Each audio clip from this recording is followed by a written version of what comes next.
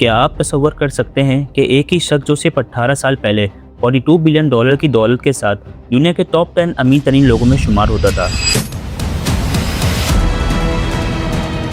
आज एक अदालत में खड़े होकर ये कहने पर मजबूर हो जाए कि उसकी जेब बिल्कुल खाली है और उसकी नेटवर्थ बिल्कुल जीरो रह चुकी है। ये कोई अफसाना या बनाई हुई कहानी नहीं, बल्कि भारत के सबसे बड़े कॉर्पोरेट घराने की वो तल्ख और हैरत अंगेज हकीकत है जिसने पूरे मुल्क के फाइनेंशियल निज़ाम को हिला कर रख दिया। ये दास्तान है रिलायंस इंडस्ट्रीज़ की, जिसने तरक्की और कामयाबी की नई मिसालें कायम की, लेकिन दो भाइयों के दरमियान पैदा होने वाली अना, खामोशी और अंदरूनी कशमकश ने इस अजीम एम्पायर को बीच से चीर कर रख दिया। जहां मुकेश अंबानी ने कामयाबी के नए आसमान छू लिए, वहीं अनिल अंबानी करोड़ों के कर्ज, अदालती मुकदमात और नाकामियों के उस गहरे दलदल में धीरे धीरे धंसते चले गए जहां से वापसी का रास्ता लगभग नामुमकिन होता चला गया। आज हम उस पर्दा नशीन दुश्मनी की गहराइयों में उतरने जा रहे हैं जिसने भाई को भाई के मुकाबले ला खड़ा किया, और जो कभी दुनिया का सबसे अमीर तरीन शख्स था उसे तन्हाई, बेबसी और अंधेरों के उस सफर पर धकेल दिया जहां सिर्फ खामोशी और अफसोस रह जाता है। इस सिलसिले का आगाज होता है उस लम्हे से जब रिलायंस की बुनियाद रखने वाले धीरूभाई अंबानी ने अपनी आखिरी सांसें ली और अपने पीछे सिर्फ करोड़ों की दौलत ही नहीं बल्कि एक ऐसा अनसुलझा सवाल छोड़ गए जिसने दो भाइयों के दरमियान छुपी हुई दरार को खुली आग में तब्दील कर दिया। शुरुआत करते हैं उस सफर से जहां से रिलायंस इंडस्ट्रीज जैसे अजीम एम्पायर की बुनियाद रखी गई। धीरूभाई अंबानी एक ऐसा शख्स था जिसने जिंदगी की इब्तिदा एडन, यमन के एक छोटे से गैस स्टेशन पर पेट्रोल पंप अटेंडेंट के तौर पर की। वहां की गर्म हवाओं और मेहनत भरे दिनों ने उस शख्स के जहन में सिर्फ एक ख्वाब पैदा किया, अपनी पहचान बनाना। जब वो भारत वापस आए तो उन्होंने रिलायंस कमर्शियल कॉर्पोरेशन की बुनियाद रखी और धीरे धीरे टेक्सटाइल, पेट्रोकेमिकल और रिफाइनरी के जरिए रिलायंस को मुल्क की सबसे बड़ी प्राइवेट कंपनी बना दिया। ये सिर्फ एक बिजनेस की कहानी नहीं थी बल्कि एक विजन था जिसमें बाप के साथ साथ दोनों भाइयों मुकेश और अनिल ने बराबर का हिस्सा डाला और रिलायंस की इमारत को अपने खून पसीने से खड़ा किया। मगर वक्त का पहिया अचानक से उस दिन घुमा जब फरवरी 1986 में धीरूभाई अंबानी को पहला शदीद हार्ट स्ट्रोक हुआ, जिसके बाद उनका सीधा हाथ पैरालाइज हो गया। ये सिर्फ सेहत का नुकसान नहीं था बल्कि रिलायंस के मुस्तकबिल का टर्निंग पॉइंट भी था। इसी लम्हे से उन्होंने अपने कारोबार की भागदौड़ अपने बेटों के हवाले करना शुरू कर दी। मुकेश अंबानी का मिजाज ऑपरेशन, मैन्युफैक्चरिंग और सप्लाई चेन की तरफ ज्यादा था और वो प्रोजेक्ट को बजट और टाइम के अंदर मुकम्मल करने के लिए मशहूर थे। इसके बरक्स अनिल अंबानी, जो वॉर्टन बिजनेस स्कूल से तालीम हासिल कर चुके थे, मीडिया मैनेजमेंट, पब्लिक रिलेशन और सरकारी दरबारों में ताल्लुकात बनाने में अपनी सबसे बड़ी ताकत समझते थे। 1991 में जब धीरूभाई ने मुकेश को वाइस चेयरमैन और अनिल को ज्वाइंट मैनेजिंग डायरेक्टर बनाया तो यहाँ से गैर ऐलान शुदा पावर गैप ने जन्म लेना शुरू कर दिया। मुकेश ने अनंत जैन और मनोज मोदी जैसे करीबी लोगों को अपनी टीम का हिस्सा बनाया और इस तरह रिलायंस का असल कंट्रोल उनके हाथों में चला गया। लेकिन दोस्तों, ये कहानी सिर्फ बिजनेस के नंबर्स और डेजिग्नेशन तक महदूद नहीं थी। घर के अंदर भी एक ऐसी खामोश दरार मौजूद थी जो वक्त के साथ गहरी होती चली जा रही थी। फैमिली डायनेमिक्स में असली तूफान उस वक्त उठा जब अनिल अंबानी ने उस दौर की मशहूर और ग्लैमरस बॉलीवुड एक्ट्रेस टीना मुनीम से शादी का फैसला किया। अंबानी खानदान, जो निहायत ही कंजर्वेटिव और रिवायत पसंद था, इस रिश्ते को किसी सूरत कबूल करने को तैयार नहीं था।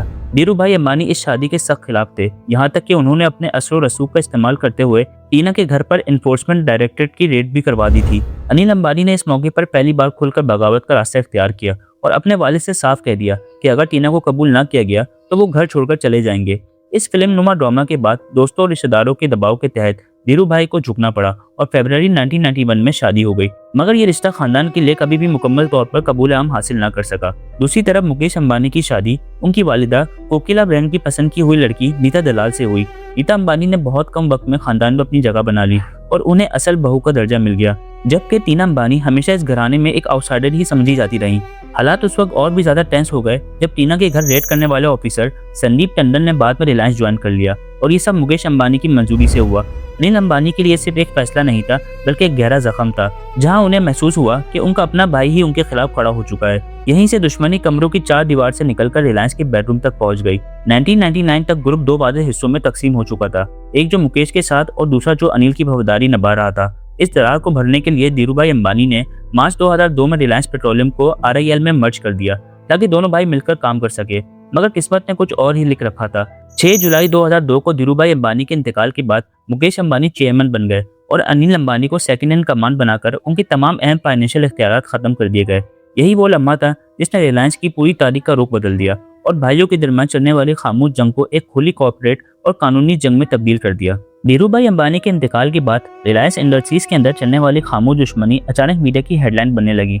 जो तनाव पहले बोर्ड रूम तक महदूद था अब खुलेआम नजर आने लगा।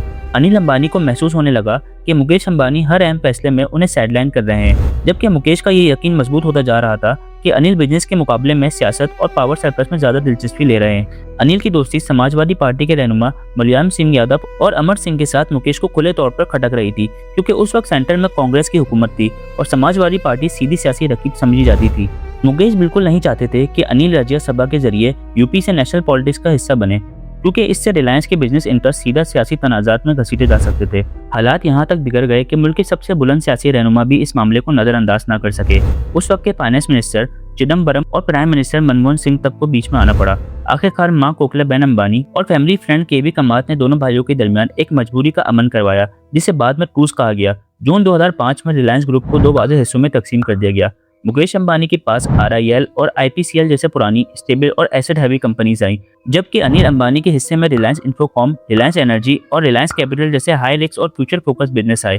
दोनों भाइयों ने 10 साल का नॉन कम्पीट एग्रीमेंट साइन किया। इसका मतलब था कि कोई भी भाई दूसरे के सेक्टर में कदम नहीं रखेगा। इस बंटवारे ने अनिल अंबानी को एक नई उम्मीद दी, मगर ये उम्मीद अंदर ही अंदर एक और जंग की बुनियाद भी रख चुकी थी। बंटवारे के बाद शुरुआती चंद सालों में अनिल अंबानी की दौलत तेजी से बढ़ने लगी और 2007 तक वो लगभग $45 बिलियन के साथ दुनिया के अमीर तरीन लोगों में शामिल हो गए।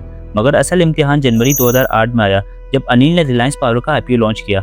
ये अपने वक्त का भारत का सबसे बड़ा IPO था, जिसमें 120 बिलियन रुपए जमा हुए, मगर मार्केट ने जिस अंदाज से IPO का इस्तकबाल किया वो अनिल के लिए खौफनाक झटका था। लॉन्च के अगले ही दिन शेयर्स बुरी तरह डंप हुए और सिर्फ एक ही दिन में कीमत लगभग 20% गिर गई। अनिल अंबानी ने सीधा SEBI को शिकायत दर्ज करवाई कि मॉरिशस बेस्ड 7 कंपनीज ने शेयर बेचकर मार्केट मैनिपुलेट की है, और उनका इशारा सीधा मुकेश अंबानी की तरफ था। अनिल का ख्याल था कि मुकेश नहीं चाहते थे कि वो उनसे ज्यादा अमीर बनकर उभरें। इसी दौर में दूसरा बड़ा सदमा south African telecom giant MTN के साथ प्रपोज डील की सूरत में सामने आया। अनिल इस एक्विजिशन के जरिए ग्लोबल टेलीकॉम एम्पायर बनाना चाहते थे, मगर मुकेश ने फैमिली एग्रीमेंट के तहत राइट ऑफ फर्स्ट रिफ्यूजल का कानूनी पेच फंसा दिया। मुकेश का मौकफ था कि अगर अनिल कोई बड़ा एसेट बेचना चाहते हैं तो पहला हक भाई का बनता है। कानूनी जंग, अनसर्टेनिटी और प्रेशर से तंग आकर MTN ने डील से पीछे हटने का फैसला कर लिया और अनिल अंबानी का एक और बड़ा ख्वाब बिखर कर रह गया। यहीं से भाइयों की लड़ाई सिर्फ कॉर्पोरेट डील तक महदूद न रही, बल्कि एक कौमी सतह के तनाजे में तब्दील हो गई, जिसे बाद में गैस वॉर के नाम से याद किया गया। अनिल अंबानी ने यूपी के शहर दादरी में एक बड़ा गैस बेस्ड पावर प्लांट लगाने का मंसूबा बनाया था। फैमिली एग्रीमेंट के मुताबिक मुकेश की कंपनी को अनिल की कंपनी को 2.34 पर यूनिट के हिसाब से गैस सप्लाई करनी थी, मगर मुकेश ने मिनिस्ट्री ऑफ पेट्रोलियम के साथ मिलकर ये मौका इख्तियार किया कि गैस कोई प्राइवेट चीज नहीं बल्कि नेचुरल रिसोर्सेज है, जिसका रेट सिर्फ हुकूमत तय कर सकती है। जब हुकूमत ने गैस की कीमत 4.21 पर यूनिट मुकर्रर की तो अनिल ने इसे अपने भाई और पेट्रोलियम मिनिस्ट्री की मिली भगत करार दिया। उन्होंने अखबारात में फ्रंट पेज ऐड छपवाकर सीधा इल्जाम लगाया कि सरकारी खजाना नुकसान उठाकर मुकेश को फायदा पहुंचा रहा है। इसी हंगामी माहौल के दौरान 23 अप्रैल 2009 को एक दिल दिलाने वाला वाकया पेश आया। अनिल अंबानी के हेलीकॉप्टर के फ्यूल टैंक में पत्थर और मिट्टी पाई गई, जो इस बात का इशारा था कि अगर हेलीकॉप्टर उड़ता तो क्रैश होना यकीनी था। इस सबूताज का पता चलने वाले टेक्नीशियन भारत बोस की लाश चंद दिन बाद रेलवे ट्रैक पर मिली। पूरे मुल्क में सनसनी फैल गई कि क्या कॉर्पोरेट ड्राइवरली अब जान लेने तक पहुंच चुकी है। आखिरकार सुप्रीम कोर्ट ऑफ इंडिया ने फैसला मुकेश अंबानी के हक में दिया और कहा कि गैस पर इख्तियार सिर्फ हुकूमत का है। इस फैसले ने अनिल अंबानी को अरबों डॉलर का नुकसान पहुंचाया और यहीं से उनकी कामयाबी की कहानी धीरे धीरे ज़वाल की तरफ मुड़ने लगी। भाइयों की ये जंग अब उस मोड़ पर आ चुकी थी जहां से वापसी नामुमकिन थी। एक तरफ मुकेश अंबानी का नया डिजिटल तूफान जियो उभरने वाला था और दूसरी तरफ अनिल अंबानी की सल्तनत बिखरना शुरू हो चुकी थी। 2010 में जब दोनों भाइयों के दरमियान मौजूद 10 साल नॉन कॉम्पीट एग्रीमेंट खत्म हुआ तो अनिल अंबानी को लगा कि शायद अब उनके लिए नई सुबह का आगाज हो चुका है। उन्हें महसूस हुआ कि अब वो बिना किसी पाबंदी के अपने फैसले खुद कर सकते हैं, मगर हकीकत इस ख्याल से बिल्कुल मुख्तलिफ थी। अनिल का टेलीकॉम बिजनेस रिलायंस कम्युनिकेशन पुरानी CDMA टेक्नोलॉजी पर खड़ा था, जबकि पूरी दुनिया तेजी से GSM और 3G जैसे नए सिस्टम की तरफ बढ़ चुकी थे। इस फर्क को खत्म करने के लिए अनिल ने अंधाधुंध कर्ज उठाया और चंद ही सालों में कंपनी 300 बिलियन रुपए से ज्यादा के बोझ तले दब चुकी थी। इसी दौर में 2G स्पेक्ट्रम स्कैम ने रही सही गुंजाइश भी खत्म कर दी और रिलायंस कम्युनिकेशन का अहम लाइसेंस कैंसिल हो गया। ये वो पहला मौका था जब अनिल की सल्तनत की बुनियाद में दरार वाज़ेह तौर पर नजर आने लगी। असल तूफान मगर 2016 में आया जब मुकेश अंबानी ने अपना नया टेलीकॉम वेंचर जियो लॉन्च किया। जियो ने मुफ्त डेटा और मुफ्त कॉल्स का ऐलान करके पूरी मार्केट का नक्शा ही बदल दिया। जहां दूसरी कंपनीज अपनी कीमतें कम करने पर मजबूर हो गईं, वहीं अनिल का टेलीकॉम बिजनेस सीधा ज़वाल के मुंह में चला गया। रिलायंस कम्युनिकेशन के लिए ना तो इतना सस्ता डेटा मुमकिन था और ना ही इतना बड़ा नुकसान बर्दाश्त करना। अनिल ने कंपनी को बेचने के लिए हर मुमकिन रास्ता इख्तियार किया।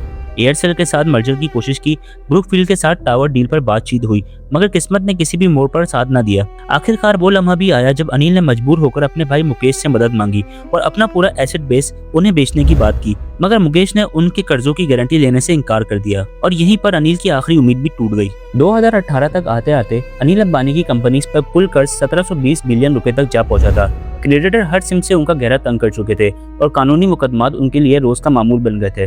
सबसे बड़ा और सबसे ज्यादा जिल्लत बड़ा झटका स्वीडिश टेलीकॉम जायंट एरिस्टन की तरफ से आया, जिसने 5.5 बिलियन रुपए की अदायगी न मिलने पर सुप्रीम कोर्ट ऑफ इंडिया में कंटेम्प्ट पिटीशन दाखिल कर दी। अदालत ने बिल्कुल वाज़ेह अल्फाज में कह दिया कि अगर मार्च 2019 तक ये रकम अदा नहीं की गई तो अनिल अंबानी को जेल जाना पड़ेगा। ये वो लम्हा था जब दुनिया के अमीर तरीन अफराद में शामिल रहने वाला शख्स कानून के सामने बिल्कुल बेबस नजर आ रहा था। इस इंतहाई नाजुक घड़ी में एक बार फिर माँ का किरदार सामने आया। कोकिला बहन अंबानी ने अपने बड़े बेटे मुकेश से दरख्वास्त की कि वो अपने छोटे भाई को जेल जाने से बचा ले। ब्लूमबर्ग की रिपोर्ट के मुताबिक अनिल को पहली दफा अपने भाई के सामने मदद के लिए हाथ फैलाना पड़ा। मुकेश ने आखिरी वक्त पर एरिस्टन की रकम अदा कर दी और इस तरह अनिल जेल जाने से तो बच गए, मगर उनका कॉर्पोरेट बजट पूरी तरह टूट चुका था। 2020 में जब लंदन की एक अदालत में चाइनीज बैंक ने उन पर $925 मिलियन का कर्ज का मुकदमा किया तो अनिल अंबानी ने हल्फिया बयान में कहा कि उनकी नेटवर्थ अब जीरो हो चुकी है और उनके पास बेचने के लिए कुछ भी बाकी नहीं रहा। आज अनिल अंबानी शादो नाजिर ही पब्लिक में नजर आते हैं। ब्लूमबर्ग की रिपोर्ट के मुताबिक वो अब ज्यादातर मजहब और रूहानियत की तरफ माइल हो चुके हैं। SBI ने उन्हें इंडियन स्टॉक मार्केट और किसी भी लिस्टेड कंपनी में डायरेक्टर बनने से 5 साल के लिए नाअहल करार दे दिया गया है। जो शख्स कभी 45 बिलियन डॉलर की दौलत का मालिक था, आज अपनी गलत प्लानिंग, हद से ज्यादा कर्ज और अना की वजह से सब कुछ खो चुका है। अनिल का मानना है कि अगर वो ऑफिशियली बैंक करप्टेसी डिक्लेयर कर देते हैं तो हमेशा के लिए तमाम रास्ते बंद हो जाएंगे, इसलिए वो अब भी किसी न किसी चमत्कार के इंतजार में है। अंबानी भाइयों की ये कहानी हमें सिखाती है कि पैसा चाहे जितना भी हो, वो इंसान की अना और जिद का मुकाबला नहीं कर सकता। अगर ये दोनों भाई मिलकर एक दूसरे को समझते और साथ लेकर चलते तो शायद आज रिलायंस दुनिया की सबसे ताकतवर कॉर्पोरेट होती। मगर किस्मत और इंसानी फैसले हमेशा एक जैसे नहीं होते। इंसान अगर दिल का फकीर हो जाए तो दुनिया भर की दौलत भी उसे सुकून नहीं दे सकती। अगर आपको ये कहानी पसंद आई हो तो वीडियो को लाइक करें, कमेंट्स में अपनी राय जरूर दें और चैनल ब्लॉग बाय बासित को सब्सक्राइब करना ना भूलें। मिलते हैं अगली वीडियो में, तब तक के लिए खुदा हाफिज़।